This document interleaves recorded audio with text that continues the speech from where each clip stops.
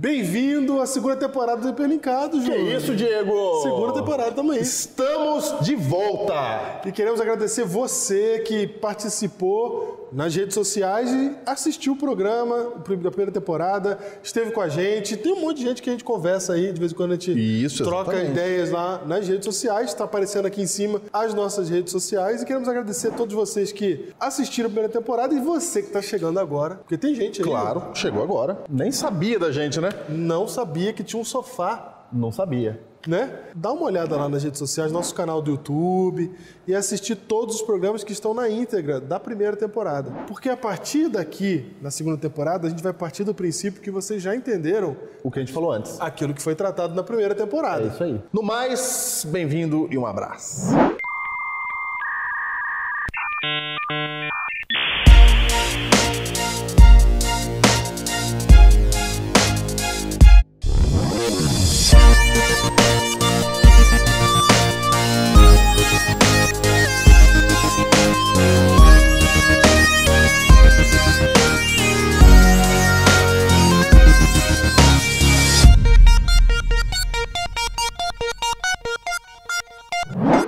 Júnior, um dos temas que a Bíblia traz de maior polêmica sempre é o Apocalipse e as profecias em geral, né? Entendi, claro. Profecias. E é legal também, né? Assim, atrai, chama atenção. Sim, a gente tem interesse em coisas misteriosas, né?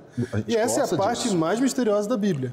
Porque, normalmente, as profecias, elas vêm trazendo uma revelação de algum mistério, de alguma coisa que... Você está falando aí de profecia, Diego. Profecia, para que serve? Profecia para eu saber se eu vou casar com aquela moça? Profecia para eu saber se eu vou ter câncer no futuro? Porque quando o povo aí pensa em profecia, você em casa pensa em profecia, provavelmente você está pensando em prever futuro.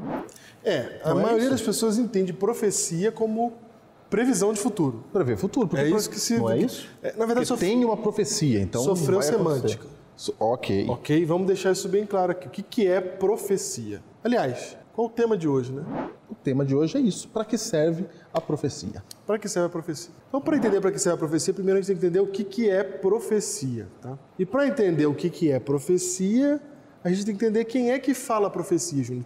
Quem é o personagem, a pessoa, quem é que fala de profecia? É o profeta. Profeta, beleza. Então, daí o nome profecia, porque sai da boca do profeta. O profeta profetiza. Quem vem primeiro, profeta ou profecia? Boa pergunta. Boa pergunta. Mas é o existe profecia sem profeta? Não existe profecia sem profeta. Não tem como. Alguém tem que vir e profetizar, gente. Claro. E o que quer dizer profeta, Júnior? Profeta é alguém que vê o futuro. Essa resposta é a resposta mais comum que você vai ouvir. Exato. E é a errada também. Errada no sentido bíblico aqui. Muito bem lembrado. Porque no sentido comum é isso que as pessoas entendem. Dá exemplo de semântica pra gente entender o que é semântica. Semântica, a gente até gravou um programa sobre isso, já né? falamos. A gente falou de boas obras. Isso. A gente falou de boas obras. Bom lembrar. Vai lá na internet e volta lá e descobre isso. Então, semântica é uma palavra que ela queria dizer uma coisa, mas com o tempo ela perde esse significado. E ela passa a significar outra coisa. Porque na Bíblia, e no original bíblico, no texto original da Bíblia, a palavra profeta, ela quer dizer um homem que fala a mensagem de Deus. Aquele que transmite a mensagem de Deus. Transmite a mensagem de Deus. Então, o profeta é o mensageiro de Deus. Posso deixar assim? É o mensageiro de Deus, Posso falar isso? Pode falar isso. Não é o cara que prevê o futuro. Não. E a mensagem de Deus, ela raramente é para o futuro. Ela pode ser para ali mesmo, para o momento do profeta. Certo. Nem sei se raramente, mas... Eu nem diria raramente, porque não funciona assim esse negócio de presente e futuro, não. É a gente que pensa assim. Mas a mensagem bíblica, ela tem um outro jeito de tratar isso aí. Daqui a pouquinho você vai entender melhor isso daí. Então é o seguinte, o profeta, ele traz a mensagem de Deus, certo? Certo. Então o que é uma profecia? É a mensagem de Deus. É a mensagem de Deus. Uma profecia, ela não é... No sentido bíblico. No sentido bíblico, uma previsão do futuro. A gente fez essa compreensão existir com o passar do tempo, com a semântica, a gente começou a concluir que profecia era isso. E hoje, quando eu falo profecia, por exemplo, quando eu falo apocalipse hoje, o que a pessoa pensa? Fim do mundo. Fim do mundo. O que a palavra significa? É revelação. Pronto. Então, a palavra que significa revelação, hoje ela significa fim do mundo. Se você vê um filme, o trailer de um filme na televisão, que fala assim, o apocalipse e qualquer outra coisa depois, você já sabe que está falando de fim do mundo. De fim do mundo. Certo? Então sofreu semântica, profecia e profeta também.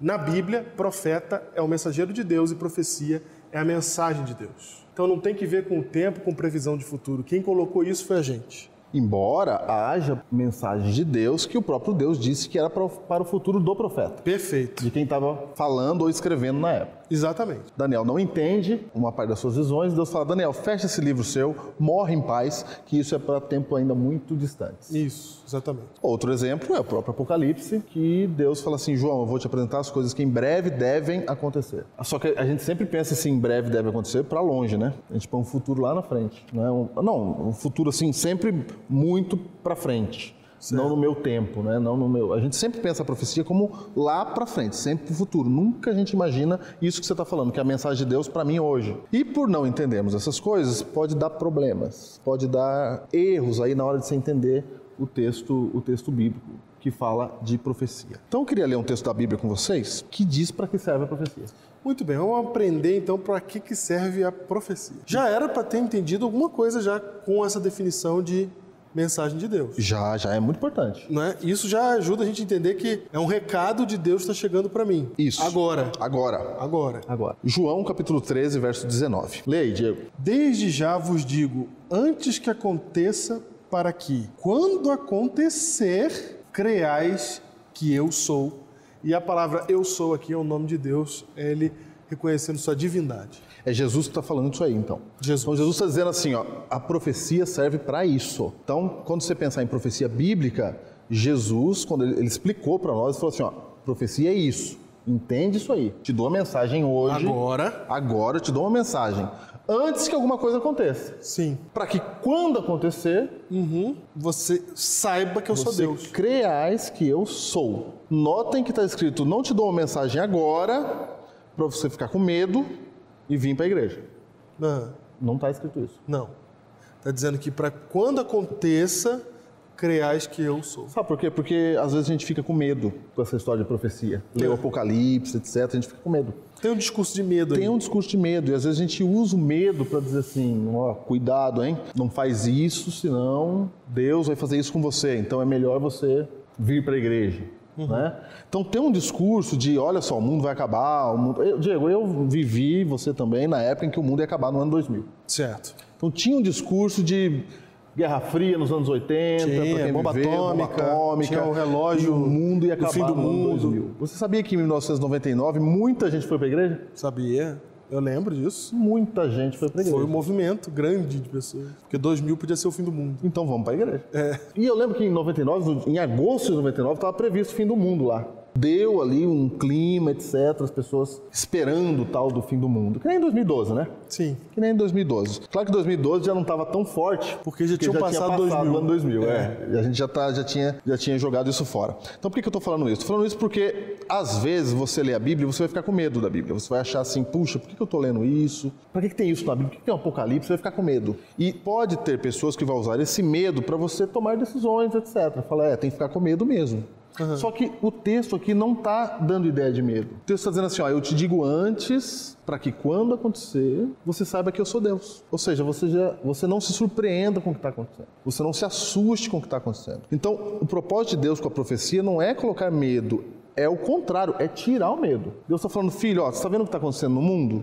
Tô. Então, já tinha te dito que ia acontecer. Não é para você se surpreender com isso. E eu achei interessante também nesse texto aí, que diz assim que a profecia ela vai cumprir o seu propósito sempre quando acontece. Quando acontece, exatamente. Porque o grande problema é, como a gente entende profecia como previsão do futuro, como essa é uma compreensão comum, majoritária, a gente fica tentando prever esse futuro, a gente fica tentando entender a profecia para falar assim, já sei o que vai acontecer no futuro. E aí quando você faz isso, você cria um problema que é, você cristaliza uma foto do futuro. Porque você prevê, então você cria uma imagem do que esse futuro vai ser, baseado naquilo que você acha que é a interpretação da profecia, e fica esperando aquilo acontecer, Júnior. E o efeito colateral disso é que você não vive mais o presente, você fica tentando adivinhar o que vai acontecer. O futuro dá um monte de problema. Um monte. Tá, mas a gente vou falar um pouco mais dos problemas, mas primeiro eu quero dizer o seguinte: a profecia não foi feita para que você prevesse os eventos que vão acontecer. Para ficar adivinhando. Isso, ela não é uma bola de cristal. Para falar, eu sei o que vai acontecer. E não é para isso, muito pelo contrário. Vocês vão ver aqui nessa série que está começando hoje, a gente vai falar bastante sobre profecia, que não é assim que se interpreta a profecia. Você não pode tentar prever o futuro. O objetivo, Júnior, da profecia é mandar uma mensagem de Deus, um recado de Deus para nós. Não é prever futuro. Deus não está interessado em matar nossa curiosidade do futuro. Deus não está pensando assim, manda um recado lá para eles saberem o que vai acontecer, né, coitados? Eles não estão vendo o futuro, deixa eles saberem o que vai acontecer. Não é para isso. Deus está mandando um recado e tudo que Deus faz é para salvar a gente. Porque daí eu vou para a igreja e o que será que o pastor vai falar? Aí você vai na igreja e o pastor diz assim, eu estou vendo aqui que o seu casamento vai acabar. Imagina. Ou o seu casamento vai funcionar. Não tem essa previsão. Não tem. Deus quer abençoar todos os casamentos. Sim. Não é? Ele não prevê que o casamento vai acabar. Ele cuida para que não acabe. E qual é a vantagem de você saber o futuro? Só dá problema pra gente. Só dá problema. Vamos supor que Deus tenha dito assim, seu casamento vai acabar. O que acontece? E agora? Não acaba, então? Agora você já não vai fazer mais nada para ele funcionar, porque você já sabe na sua cabeça, você botou na sua cabeça que vai dar errado, então agora você passa a conspirar a favor daquilo ali. É isso aí. Aí se Deus fala assim, não, seu casamento vai dar certo, o que você faz? Não faz mais nada, né? Vira um desleixado. Acabou. Porque você fala assim, eu sei que vai dar certo, no final Deus falou que vai dar certo. Não serve pra nada saber o futuro, não serve pra nada. E da volta de Jesus, Diego, é assim também? Então, imagina que ele fala pra gente o dia que ele vai voltar. Imagina que ele fala, vou voltar no dia 5 de março de 2027. Imagina só. O que ia acontecer? Igual no ano 2000, todo mundo ia se converter em 99. Não é? Então, se Deus... Então, exatamente. Se Deus fala que ele vai voltar no ano 2027, dia 5 de março, você vai ver uma conversão em massa no dia 3, no dia 4. E você sabe que essa conversão ela não é verdadeira, né? E ela não é legítima. Ela é baseada no medo. Exatamente. Deus não quer isso. Se Deus quisesse pôr medo aqui para fazer a gente ficar do lado dele, ele aparecia no céu. O objetivo dele não é furtar nossa consciência, é deixar a gente escolher. Então, ele não diz o dia. Ele não diz o dia porque senão a gente ia fazer tudo de errado e no último dia achar que dá pra ir pro céu com o caráter todo destruído. E olha só, a Bíblia realmente não quer que você fique com medo do futuro, porque a Bíblia diz que o amor lança fora o medo. Então, Júnior, como o objetivo não é prever o futuro, o objetivo, Jesus deixa claro em João 3,19, é que a profecia seja entendida só quando ela acontece. Toda vez que o ser humano tentou prever os acontecimentos proféticos, ele errou. Eu vou dar um exemplo bem clássico. É verdade. Bem clássico. Jesus. 400 profecias no Antigo Testamento a respeito de Cristo. Quando ele chegou, ninguém reconheceu. Por quê? Porque eles tinham uma outra expectativa. Eles interpretaram o texto profético imaginando um futuro na cabeça deles, ficaram com aquela foto do futuro que eles imaginaram. Aí Jesus chegou, passou por eles e eles olharam para a foto. Olharam para Jesus, olharam para a foto? Não, não é. Jesus passou e eles não perceberam, porque eles estavam crentes na teoria de interpretação que eles tinham estabelecido. Porque eles estavam mirando no futuro. Como é que vai acontecer isso? Como é que vai ser? Isso. Eu acho que vai ser assim, assim, assim, assim. Exatamente. Tem razão. Aí a razão que eles achavam que tinha, cristalizou. E na hora que Cristo veio, não tinha a ver com o que eles estavam falando. Exatamente. E eles falaram, não é Cristo. Porque a profecia é feita para ser entendida quando acontece. Na hora que Jesus vem para a Terra e ele realiza tudo que ele realiza, aí faz sentido todas as previsões proféticas. Então você está dizendo que eu não posso ficar tentando mirar. Não pode ficar adivinhar tentando o que vai acontecer. Não pode ficar tentando mirar. Você só vai saber lá na frente aquilo que a Bíblia disser claramente. Toda vez que a gente tenta prever, Júnior, a gente bagunça o negócio. Mas quando acontece, fica claro. Quando acontece, você fala assim, então era isso que a Bíblia estava dizendo. Era isso que estava aqui. Agora eu vejo que Deus é Deus mesmo, porque ele se revela na história. Na história. Diego, o que você está falando é muito importante. Porque olha só, então quer dizer o seguinte, por toda a história, religiosos tentaram dizer como é que as coisas funcionam. Sim. E como é que as coisas aconteceriam. E por várias dessas profecias, elas foram derrubadas por terra pela ciência. Sim. Foi ou não foi?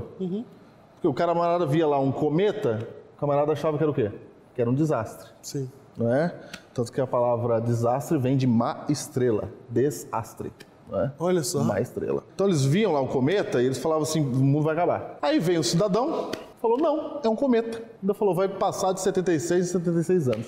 A última vez que passou foi o Halley. E pronto, ninguém mais se assusta com isso. E aí dá a ideia de que a Bíblia falhou.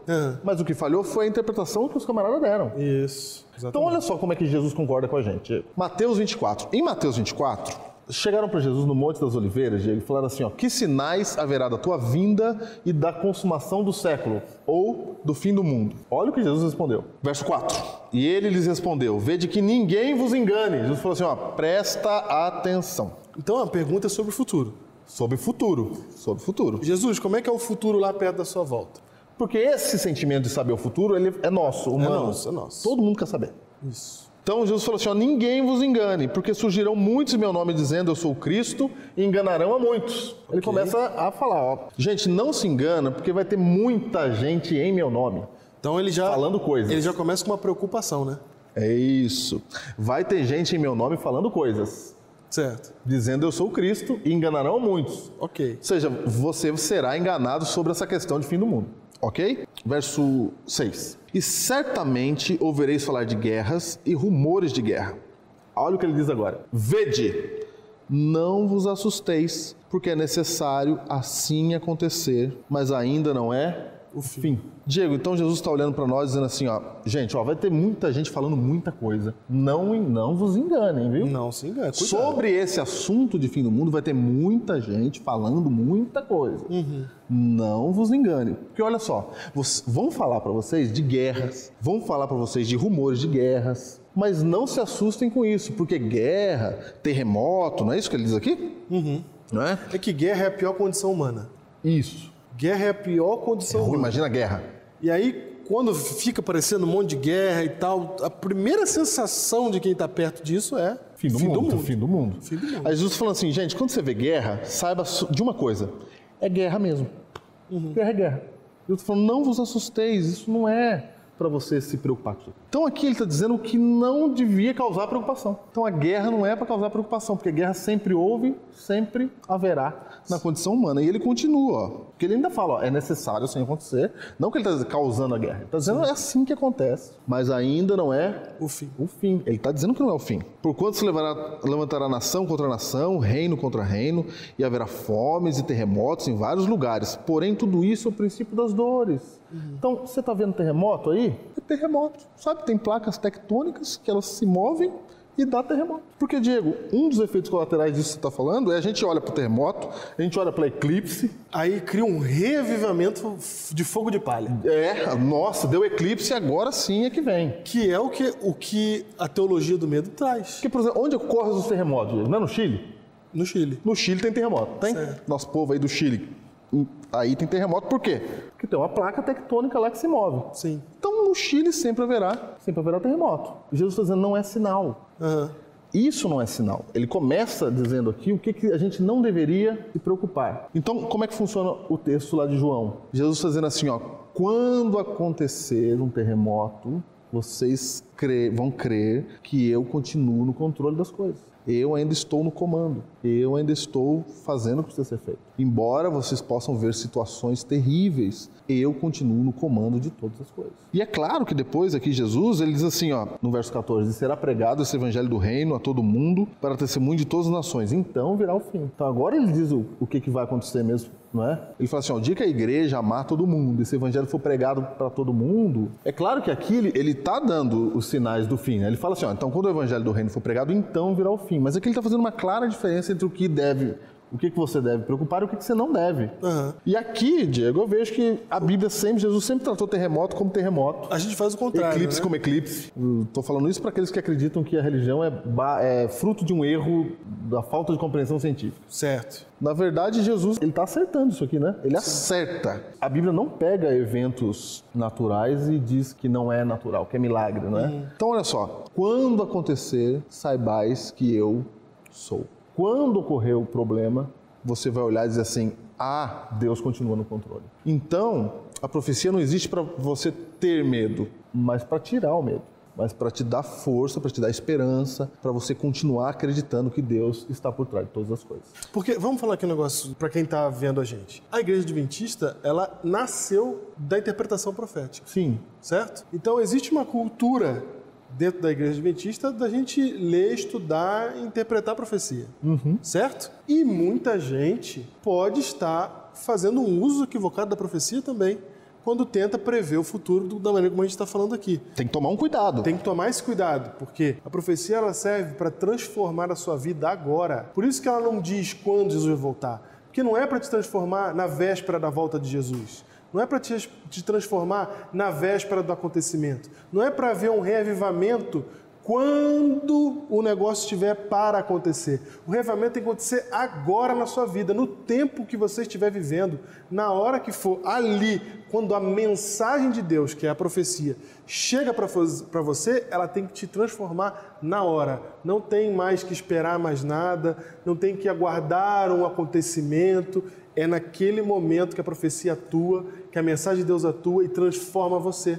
Então, para que preocupação com o futuro? Para que se preocupar com o dia que vai acontecer? Isso só vai gerar revivamentos falsos. Porque quando acontece algo que você pensa que aquilo ali é então o acontecimento daquilo que se previa, então agora há um revivamento. Passa 2 semanas, ninguém fala mais daquilo, acabou o revivamento, tem mais ninguém reavivado, ninguém mais está preocupado com nada, a transformação sumiu, porque a transformação está ligada a eventos futuros.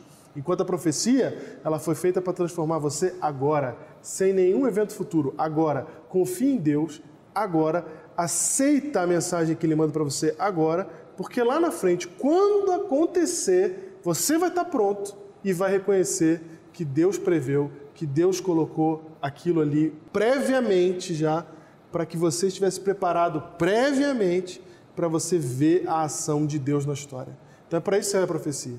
A profecia ela não atua no futuro, ela atua de agora até o futuro.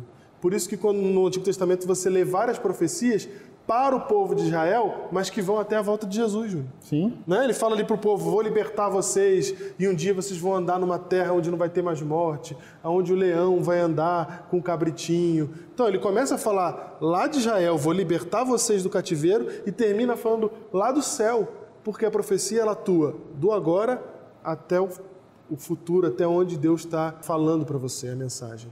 Então, a profecia ela atua de agora em diante. Diego, então quando acontece é que a gente entende, que eu acho que você falou muito bem, porque isso evita de eu, em vez de procurar entender a Bíblia, eu começo a tentar entender os eventos do jornal que eu assisto. Exatamente. Né? Procurando teoria na internet. Aí eu fico vendo que papa que tá agora, o que o papa falou, o que o padre falou, o que o pastor falou, o que o presidente falou, o que aconteceu ali, a guerra que estourou lá, e você fica achando que isso que é, você fica atrás disso o tempo todo. Você sabe que quando inventaram o CPF, acharam que era a volta de Jesus. Exatamente. Teve gente, pastor, que falou, não vou... Nunca ter CPF. Ter CPF, exatamente. Nunca ter CPF. Falaram isso. Você sabe que quando teve o atentado João Paulo II, sabe o que disseram? Que a besta havia recebido a ferida mortal, mas como ele não morreu, a ferida mortal foi curada.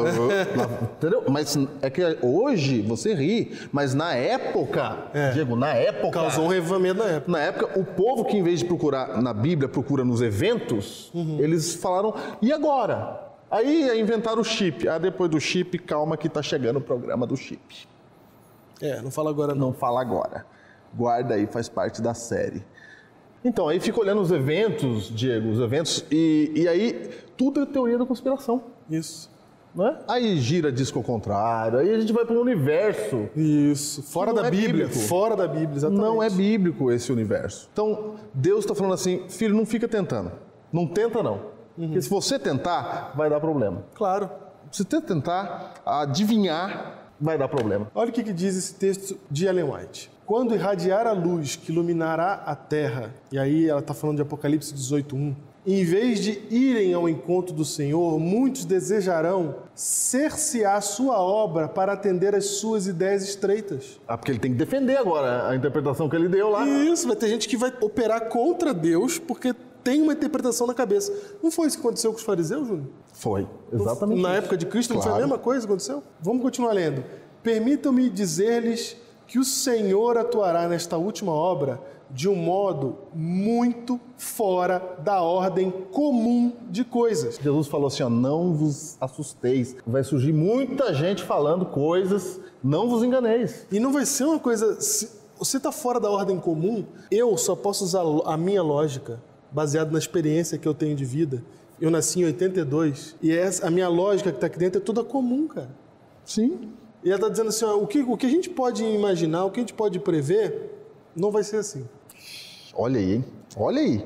Continuando, permita-me dizer-lhes que o Senhor atuará nesta última obra de um modo muito fora da ordem comum de coisas, de uma forma que será contrária a qualquer planejamento humano. A gente vai planejar por um lado e Deus está vindo planejando por outro, porque a gente está planejando na expectativa de uma interpretação. E Deus está falando assim, espera para ver o que eu vou fazer, que você vai entender o que eu estou fazendo. Só me escuta agora e se converte agora e se transforma agora. E ela continua dizendo, haverá entre nós aqueles que sempre desejarão controlar a obra de Deus, sua expectativa, para ditar até que movimentos serão feitos quando a obra avançar sob a direção do anjo, que se une ao terceiro anjo, na mensagem a ser dada ao mundo. Deus usará maneiras e meios pelos quais se verá que Ele está tomando as rédeas em suas próprias mãos. Quando acontecer, você vai dizer que Deus agiu. Eu sou. Eu sou. Eu sou. Os obreiros se surpreenderão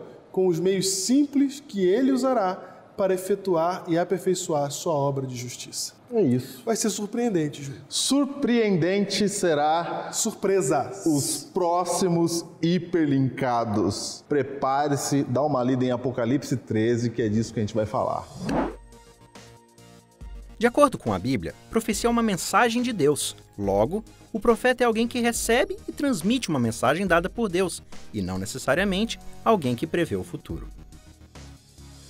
A profecia não é dada para saciar nossa curiosidade sobre o futuro, mas para reconhecermos que Deus é soberano sobre todas as coisas, inclusive sobre a história.